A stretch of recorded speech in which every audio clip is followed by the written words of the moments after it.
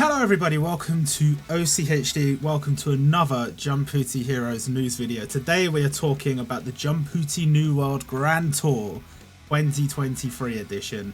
Now this was an event that coming into it, I was quite apprehensive about because the last New World event, which was a long time ago now to be fair, was long considered to be one of the worst events on Jumputi Heroes. It only introduced like 4 characters, all of which were imports from the Taiwan server, and it just didn't have a lot of content for what was, I believe, a 2-week event at the time. And so this event basically being the same sort of premise was a little bit concerning. And while the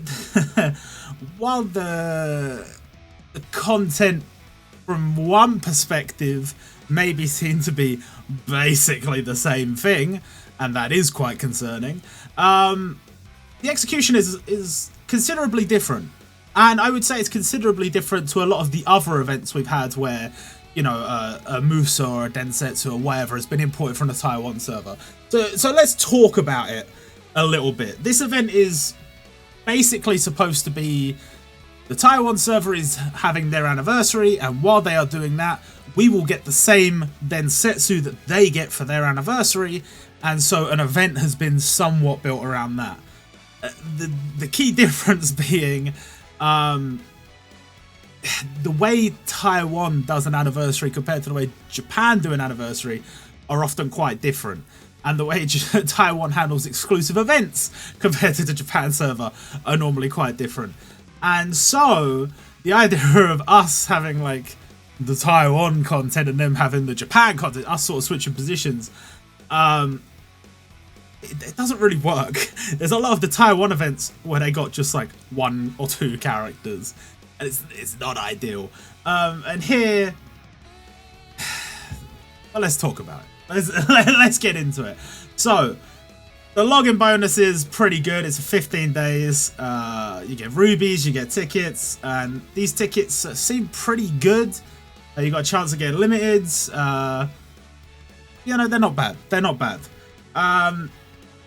Then we have our first stage, our first new thing, which is a new legend summon, imported from the Taiwan server, of course. This is Koyo Toya from Hikaru no Go.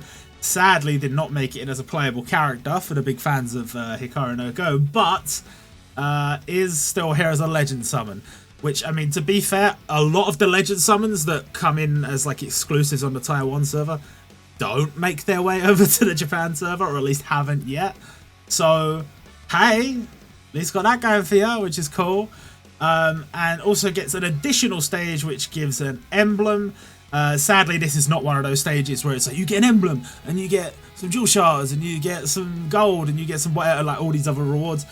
It's just an emblem. It's literally just an emblem. So if you want the emblem, cool. If you don't even need to think about this stage. Then we have the big points event for this, broken up into 3 pieces. 3 different types of points. One based around Naruto, one based around One Piece, and one based around Yu Yu Hakusho. Now, why have they chosen those 3 series? Well, let me tell you, I have no idea. I kind of wish I did know. Part of me was thinking like maybe it's like a thing where it's like they've had a lot of Naruto imports, they've had a lot of One Piece imports, that kind of makes sense. Yu Yu Hakusho hasn't really had that much exclusive stuff. I mean, I guess it had like the Toguro brothers was sort of an exclusive for a while. Karuto Zoldyck was an exclusive for a while. I know not Yu Yu Hakusho, but was part of the Yu Yu Hakusho Hunter x Hunter event, so sorta. I don't really know.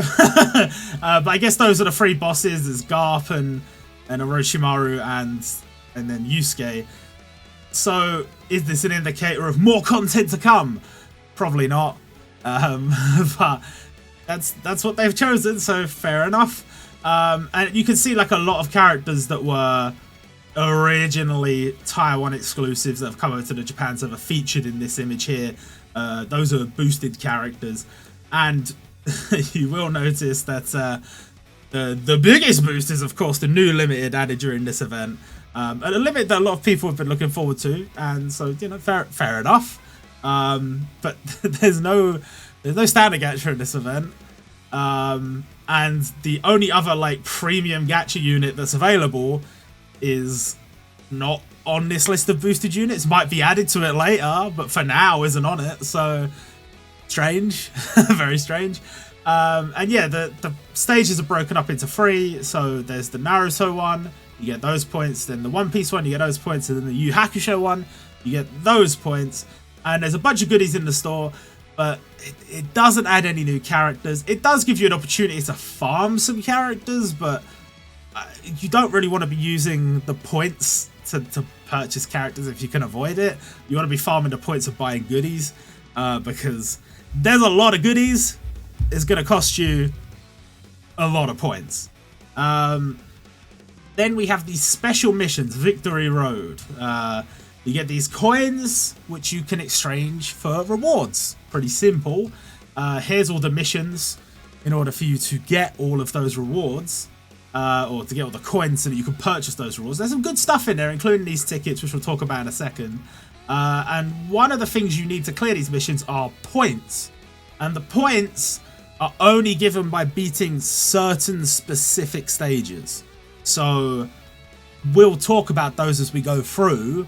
But I think that's something that's a bit easy to overlook, because it's really weird that we have the points and we have the coins and we have the whatever, but the points are only available from very specific stages and only as first clear rewards. You can't get multiple from each stage or whatever. So it's a bit weird.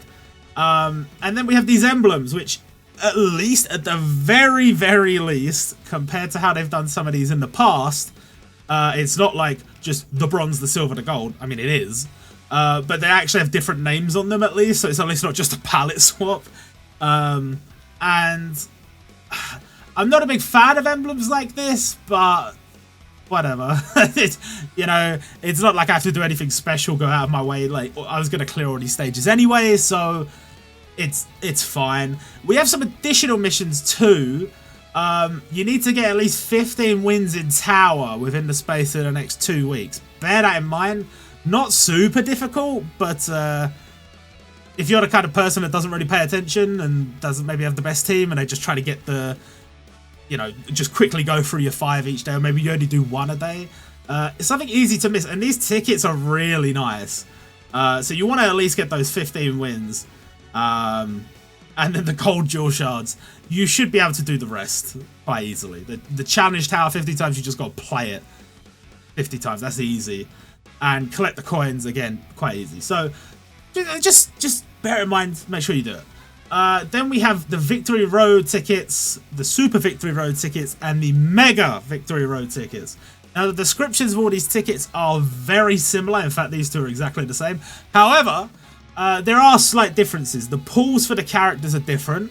That's not to say, like, oh, the Victory Road ones are bad. There's some good stuff on there. But there's just even more good stuff on this. And then even more good stuff on this. It's an additive pool. So everything that's in this ticket is in this ticket, but they also have extra stuff. And then same here, plus extra stuff. But the Mega ticket, which I don't know how many of them we get, but we do get some, guaranteed limited. On top of the 10% limited rate, you get guaranteed limited every ticket. Whereas with these ones, it's sort of like a chance or whatever. But still, 10% is like, it's as close, like, it's not guaranteed, obviously, but every ticket is a multi, it has 10 units in it.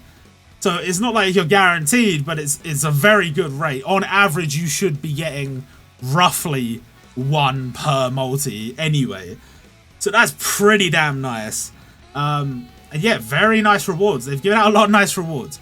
Half the reason they give out a lot of nice rewards is because they have not added a lot of characters and content and stuff otherwise in this event, but I'm not going to say no, and it does make adding stuff to the database easier during this event, so, you know, swings and roundabouts, I guess.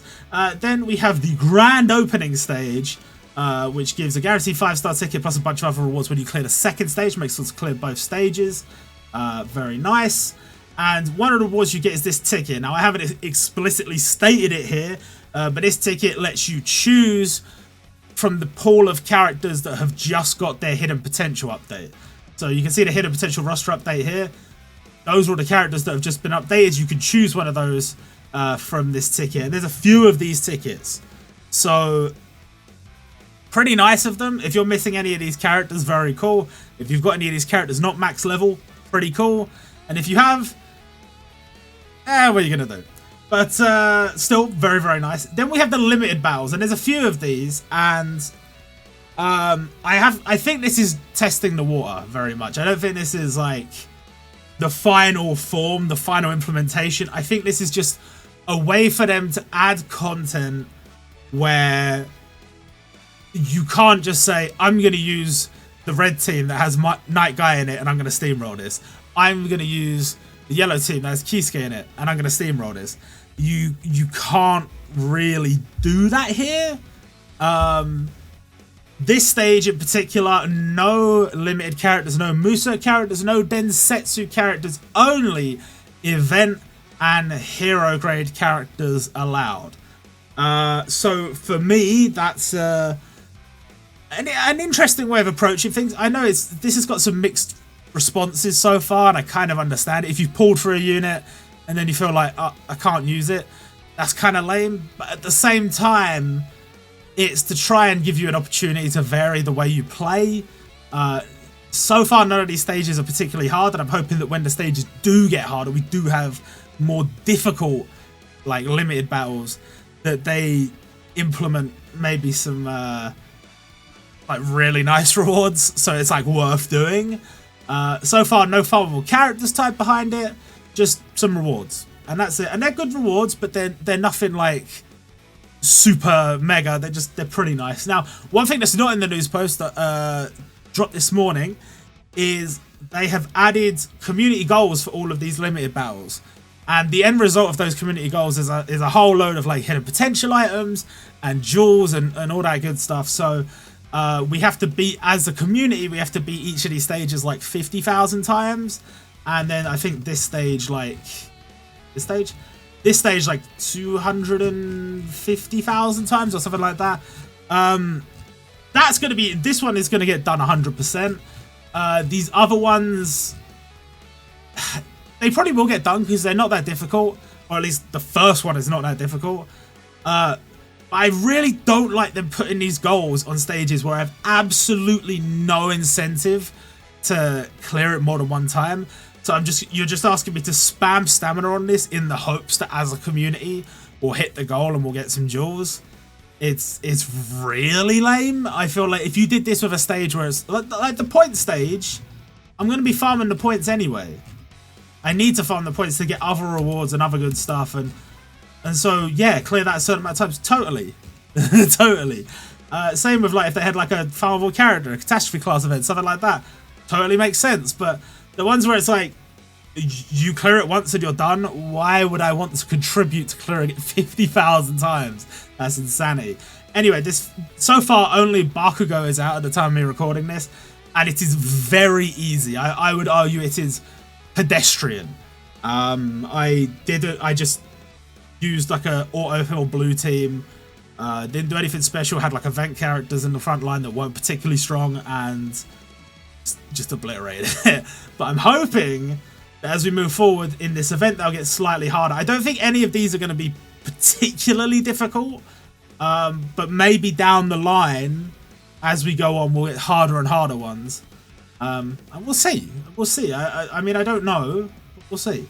And so these are the different ones. We've got one based around Bakugo, one around Tsukasa, one around Hitsugaya, Inosuke, and then this one which actually has two stages, one which is based around William and one that is based around I was about to say that's not right, Yami. One that's based around Yami. And again, the rewards are lovely. We're not going to say no to the rewards, and you got to do this to beat all the missions. I'm not looking forward to contributing towards the 50,000, so I'm hoping other people will do that, or as a community we'll just hit the 50,000 without trying too hard. I don't know. But yeah, anyway, moving on, we have the Battle Tour Grand Finale. Now, I know what you're thinking. We just had the prologue up here, And in between the prologue and the epilogue, there's not a lot going on. And the truth is, this isn't the entirety of the event. Yeah, there's not a lot going on. This is the smallest event the Japan server's ever had, I think. In total, we get what? We get 3 characters plus a legend summon. So you could make an argument, but the new world, the first new world, had 4 characters. So this only having 3 characters is a bit of a letdown. No standard gacha units. A lot of the stuff we thought was going to get imported didn't get imported. So yeah, if this feels like it's on the small side, that's because it is. I think they wanted to try out a few things. They wanted to have another go at rebalancing hidden potential. And they wanted to give us a go at the limited battle. And they had a few other little bits and pieces, which we'll talk about a little bit later.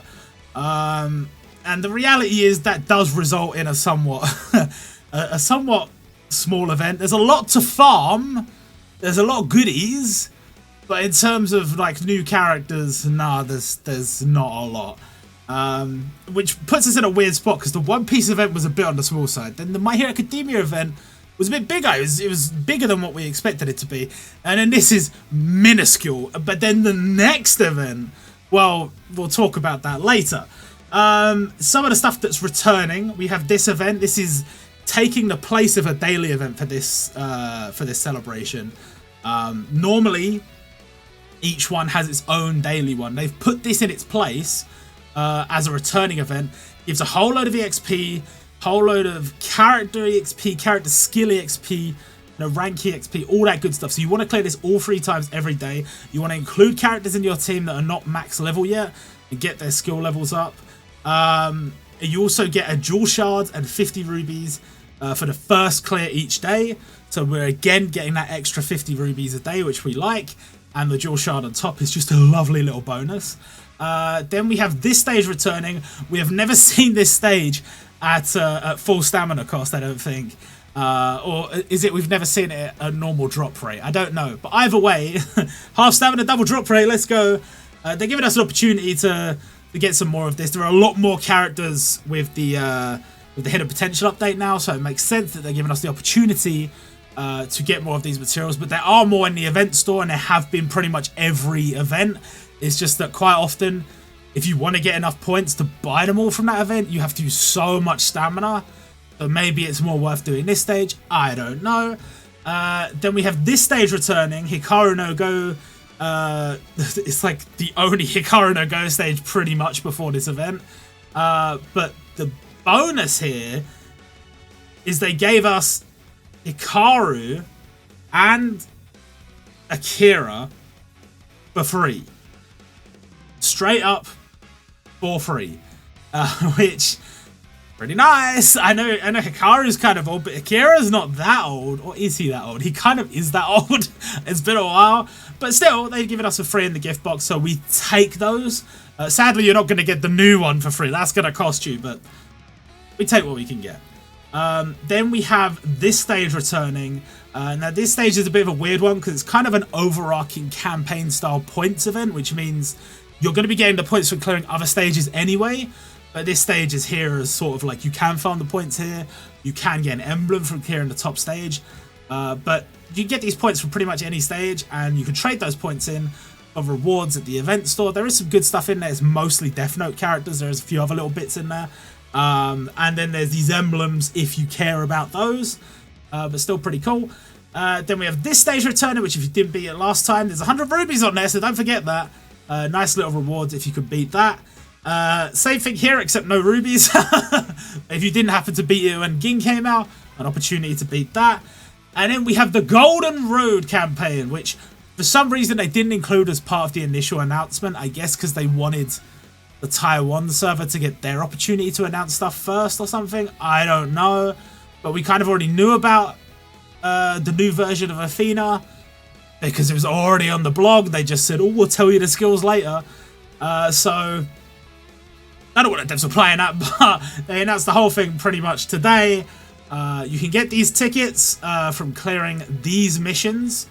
And if you get the new Saori Kido, which is Athena version 2, to 50 luck, you can get an emblem. And if you get her to max luck, you get this incredible costume. Now, the costume on the Taiwan server looks worse, in my opinion. It's just kind of a yellow glowy costume, like standard, what we've come to expect.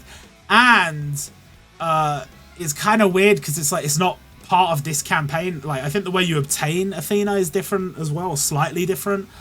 And it's just like, I don't know why it's done differently and somehow worse. It's their anniversary, but I'm not going to complain. This aura is incredible. This sprite is incredible.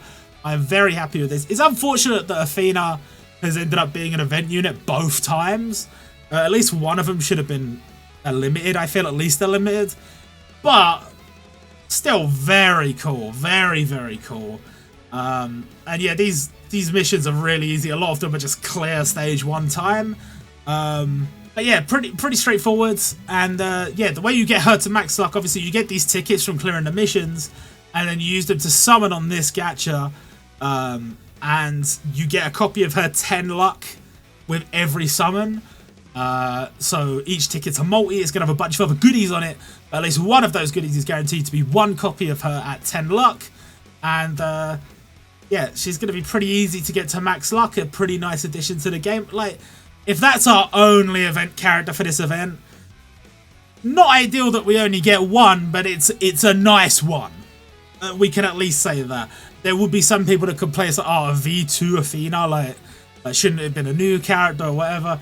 In fact, this entire event is V2 or more. Like, it's a new Seiya, it's a new Hikaru, it's a new Athena, whatever. But you know, ultimately, it's not bad. It's not bad. Then we have this stage, a new Hades stage, and this one will give you one copy of Athena or Saori Kido, which you don't really need, but it will also give you some jewel shards and a special emblem. You're that way inclined, but you need to clear at least one of these stages to clear the missions up here. Then we have Super Genkai Battle Blue, the final Super Genkai Battle, which is the blue version of Saga. Now, as you may or may not know, these stages are basically permanent now, and this stage, even though it will have an event period, is going to be permanent. So we're going to have all of the Genkai battles and all of the Super Genkai battles permanently available on Event Island. And this stage, you can't, seemingly you still can't get these characters to max luck or anything like that. You can only get their skill level up the same way you could before. But they did talk about changing the specifications of Genkai battles, and this stage isn't fully out yet and has only mostly been like properly announced. So it's not impossible that they may make some tweaks later that allow us to get these characters to max luck, maybe some more stages or something, I don't know. But for now, it is what it is. We can't get them to max luck, but you can clear this and get some additional rewards, which is pretty nice. And obviously you'll have to beat the original Genkai Battle Saga in order to unlock that, so don't forget to do so. Then we have a strengthening campaign similar to the anniversary. Bunch of like half stamina, double drop rate, all that good stuff. Good time to farm legend summon books if you need those. Good time to farm player rank EXP if you want to level up quickly. If you need evolvers, if you need gold, whatever, it's all there. It's all pretty good. Then we have the reading time missions. Read the first chapter of Hikaru no Go, read the first chapter of Saint Seiya. Get yourself a guaranteed 5-star ticket. These missions are on at different times. The first one is available now. The next one will be available on the 23rd. You just have to go in, click the mission, click back, get your reward. But then we have the Black Clover campaign. Bunch of Black Clover events coming back. And there are Saint Seiya events coming back too. But I think a lot of the Saint Seiya stuff was broadly available. There's only a few stages. I don't know. I think for both of them, there's maybe 2 or 3 stages that weren't available from the voyage log, but you could still get the characters or the evolvers or whatever from the voyage log store. But anyway, now the stages are back for Black Clover and for Saint Seiya for a limited time only. And in the case of Black Clover, they have added Asta and Yuno limited unit to the voyage log exchange. And they're also giving us 100 Dark Triad Gacha tickets, which is pretty cool. And yeah, I mean, I guess if you want to get a copy of them, you can. The difficult thing here is like say for example for me, that's pretty valuable, because if I could buy it and I can either feed that as a dupe, or I can sell it and I can buy some like jewels from the exchange or something like that. And for somebody new, that's going to be a really good acquisition for their account. But the farming in this event is going to be quite challenging. To have time to do everything and have stamina to spend on everything, it's a little bit tricky.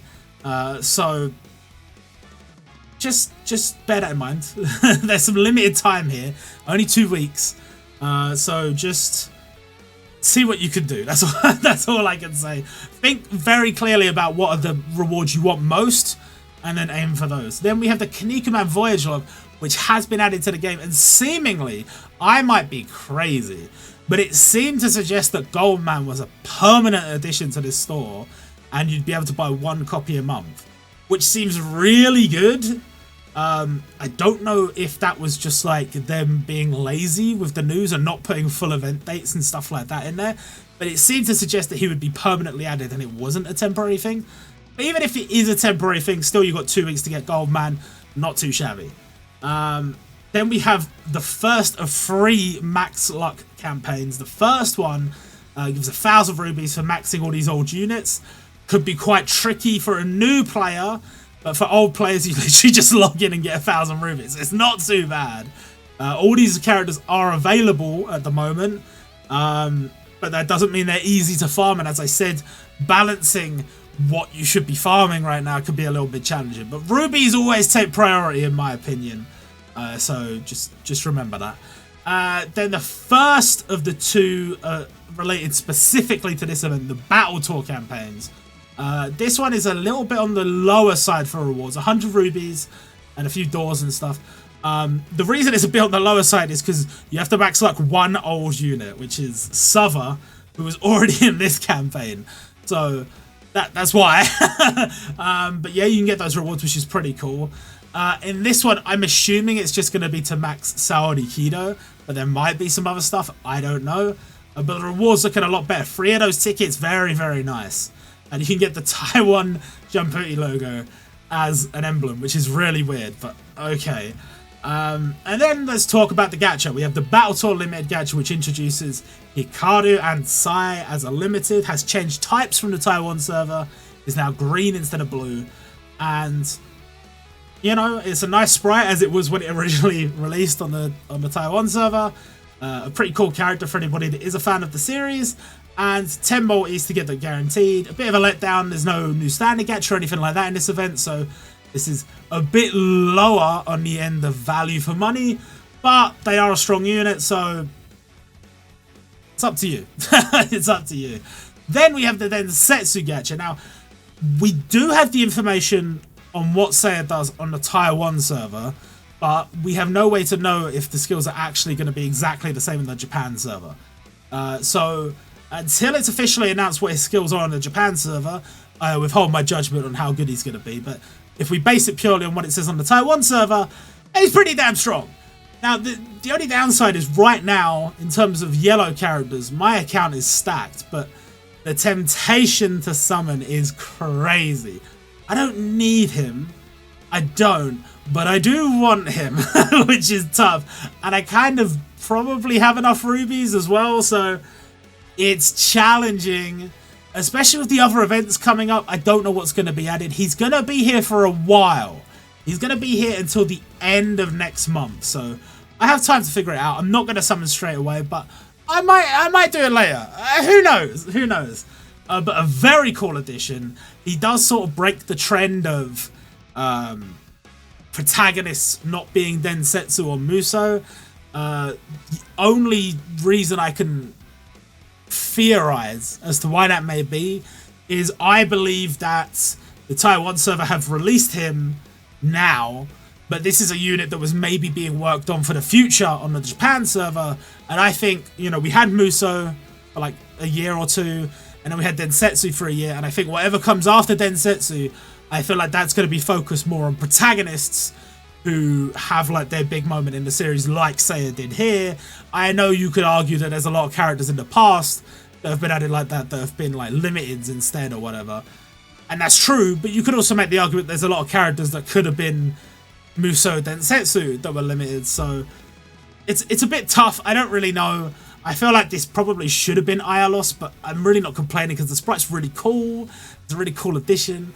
Like, not everything's got to be like following these super strict rules. Sometimes something could just be cool. That's the way I feel. And yeah, it's just a really cool addition for me. If we are to get more protagonists in the future, I might do a video theorizing on who those could be.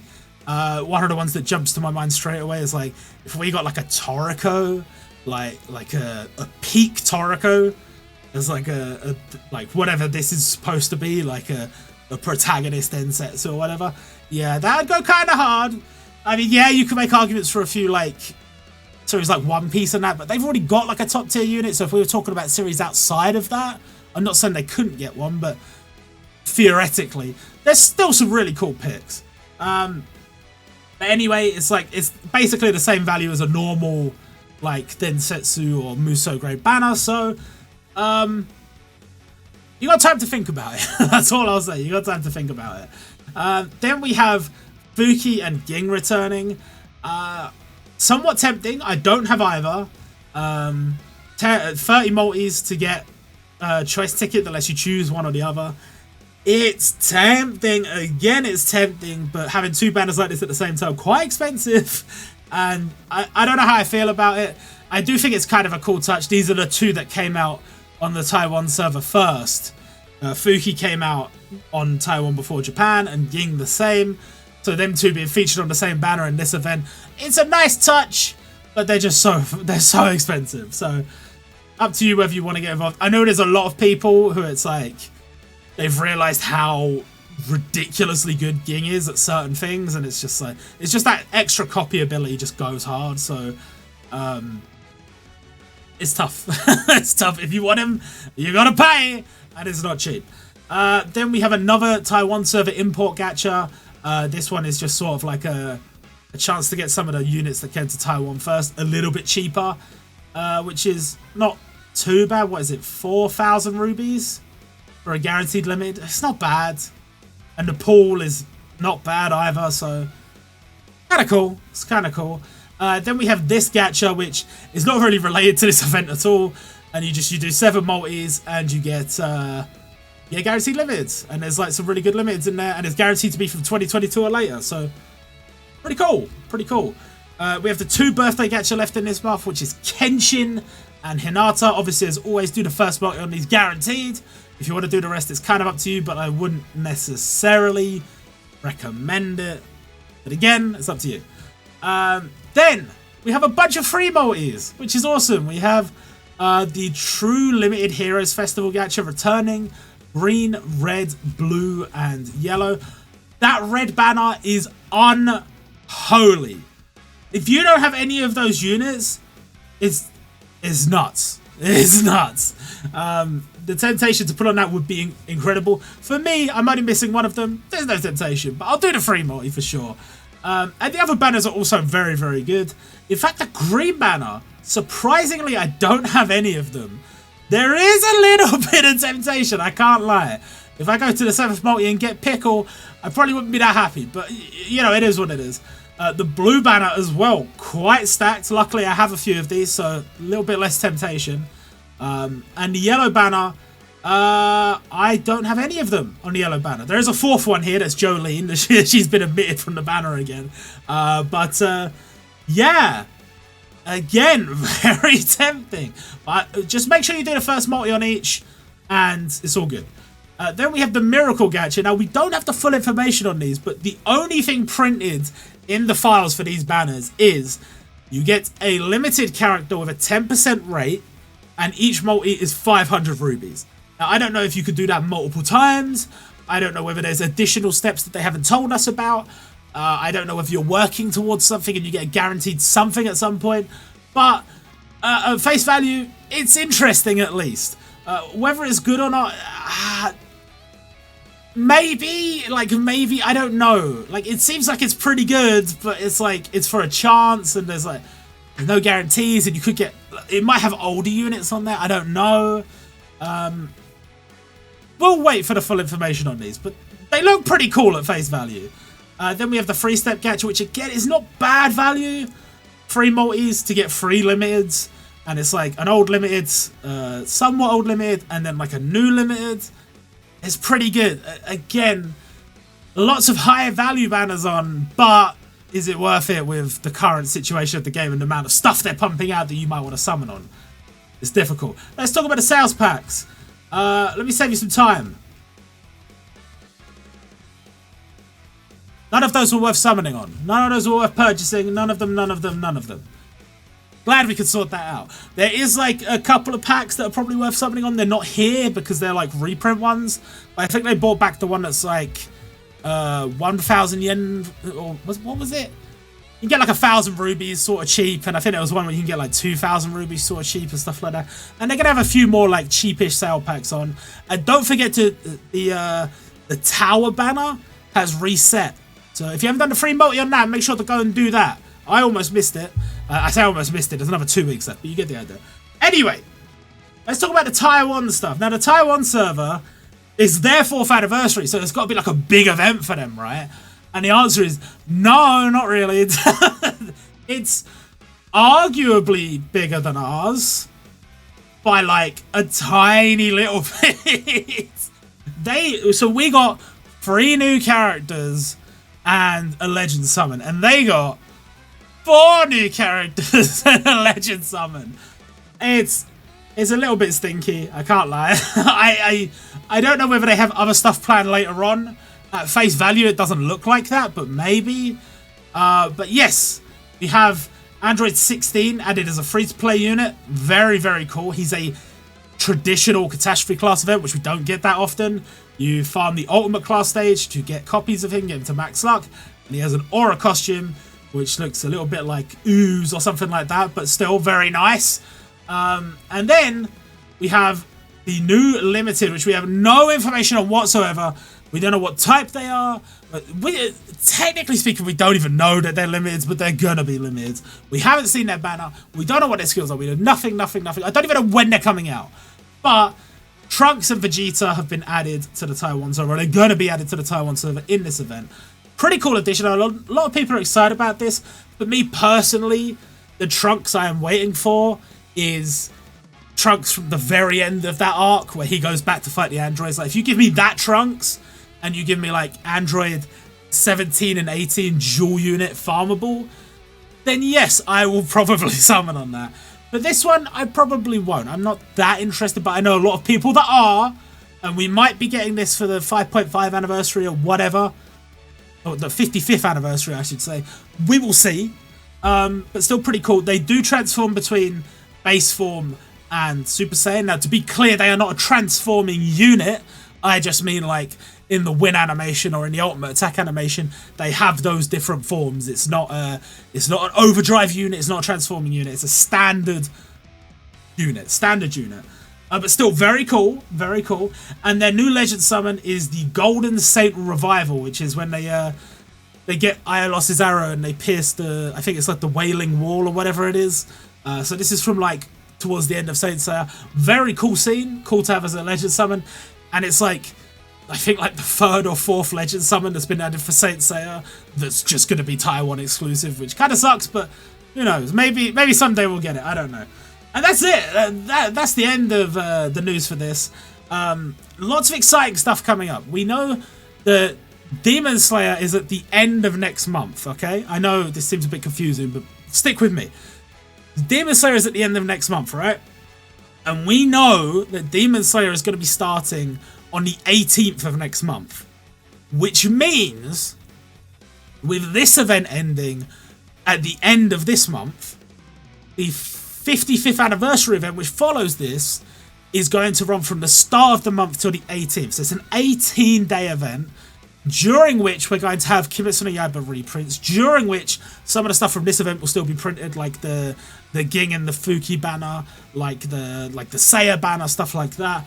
And we are expecting, we know 6 of the characters already, I think, or 7 of the characters, I don't know. We know some of the characters already from the new series being added to the game, but in terms of the free mystery series, One Piece Dragon Ball and Bleach, the ones we didn't know anything about. We just know that they're going to be in the event.